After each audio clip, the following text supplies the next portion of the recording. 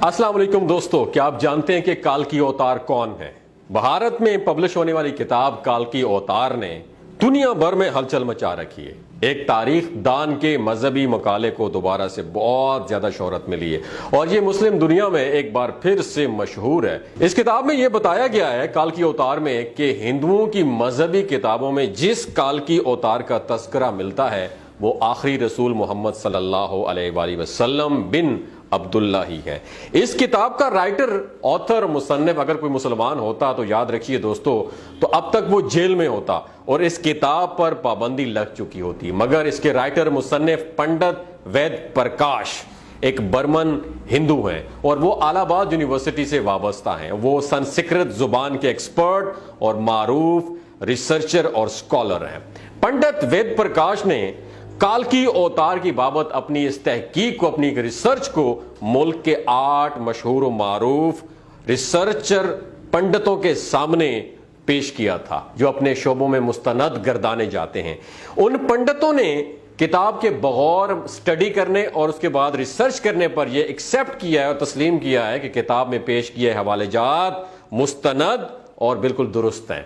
बर्मन पंडित वेद प्रकाश ने अपनी इस रिसर्च का नाम काल की अवतार यानी तमाम कायनात के लीडर रहनुमा रखा है, जिसे काल की अवतार कहते हैं। हिंदुओं की अहम मजहबी कुतब में दरअसल एक अजीम रहनुमा का तस्करा मिलता है जिसे काल की अवतार का नाम दिया जाता है। पंडित वेद प्रकाश ने गहरी रिसर्च के बाद ये क्लेम किया है, दावा किया है कि उस काल की अवतार से मुराद हजरत मोहम्मद मुस्तफ़ा सल्लल्लाहु अलैहि वसल्लम है जो मक्का में पैदा हुए। चुनाचे उनका कहना है कि तमाम हिंदू जहां कहीं भी हों उनको अब किसी और काल की अवतार का इंतजार करने की कोई जरूरत नहीं है, बल्कि उसके लिए उन्हें महज इस्लाम को कबूल करना है और आखिरी नबी करीम सल्लल्लाहु अलैहि वसल्लम के नक्शे कदम पर चलना है, जो बहुत पहले अपने मिशन की तकमील के बाद इस दुनिया से तशरीफ ले जा चुके हैं। अपने इस दावे की दलील में पंडित वेद प्रकाश ने हिंदुओं की मुकद्दस मजहबी किताब वेद से मुतल्लिक मंदरजा झैल हवाले दलील के साथ पेश किए जो मैं आपकी नजर करना चाहता हूं। नंबर 1, वेद किताब में लिखा है कि काल की अवतार भगवान का आखिरी अवतार होगा जो पूरी दुनिया को रास्ता दिखाएगा। इन कलमात का हवाला देने के बाद पंडित वेद प्रकाश लिखते हैं कि इस पेशन गोई का इतलाक सिर्फ हजरत मोहम्मद मुस्तफ़ा सल्लल्लाहु अलैहि वसल्लम के मामले में दुरुस्त हो सकता है। नंबर 2, वेदों की पेशगोई के मुताबिक काल की अवतार एक जजीरे में पैदा होंगे और ये अरब इलाका ही है दोस्तों, जिसे जजीरतुल अरब कहा जाता है।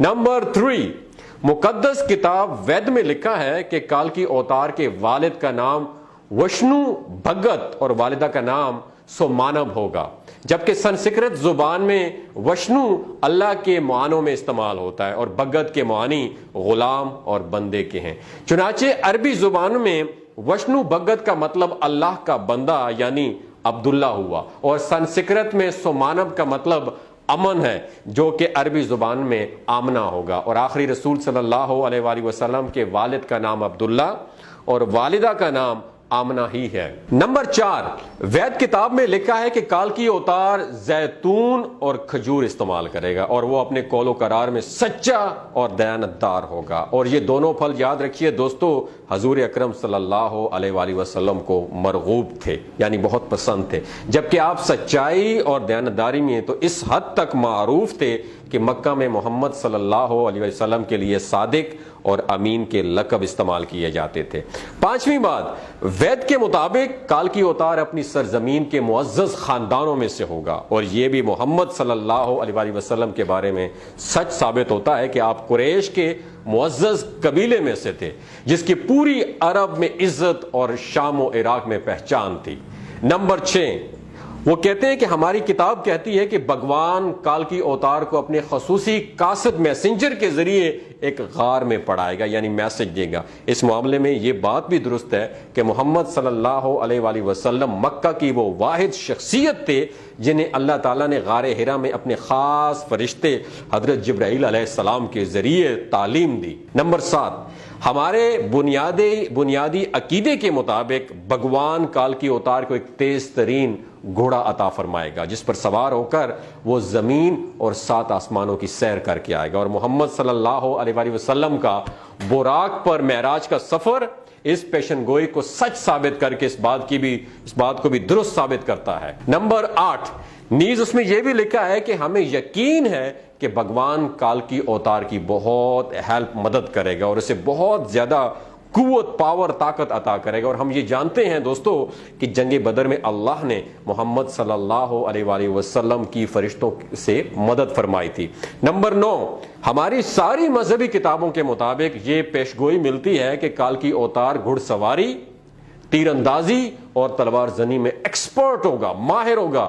پنڈت وید پرکاش نے اس پیشن گوئی پر بڑا خوبصورت تبصرہ کیا جو بڑا اہم اور قابل غور ہے. وہ لکھتے ہیں اس کتاب میں کہ گھوڑوں، تلواروں اور نیزوں کا زمانہ بہت پہلے گزر چکا ہے. اب تو ٹینک، توپ اور میزائل جیسے ہتھیار جو ہے نا وہ استعمال میں ہیں. لہٰذا یہ بالکل بھی عقل مندی نہیں ہے کہ ہم اس دور میں تلواروں، نیزوں اور برچھیوں سے مسلح کالکی اوتار کا انتظار کرتے رہ جائیں. یعنی کہ حالانکہ یہ حقیقت یہ ہے کہ مقدس کتابوں میں کالکی اوتار کے واضح اشارے حضرت محمد مصطفیٰ صلی اللہ علیہ وآلہ وسلم کے بارے میں ہیں جو ان تمام فنون میں کامل مہارت رکھتے تھے. ٹینک، توپ اور میزائل کے اس دور میں گھڑ سواری، تیز زنی اور تیر اندازی کالکی اوتار کا انتظار نری حماقت ہے. ان کے کہنے کا مقصد یہ ہے کہ اگر ہندو اس انتظار میں ہے کہ کوئی کالکی اوتار آئے گا تو اس کا انتظار نہ کیا جائے، کیونکہ اب ہندو مذہب کے ایک بہت بڑے مصنف رائٹر پرکاش نے یہ کلیم کر دیا ہے کہ وہ کالکی اوتار حضرت محمد مصطفیٰ صلی اللہ علیہ وآلہ وسلم ہی ہیں. لہٰذا ان کو اگر کالکی اوتار کی تعلیمات کو فالو کرنا ہے تو ان کو اسلام قبول کرنا پڑے گا.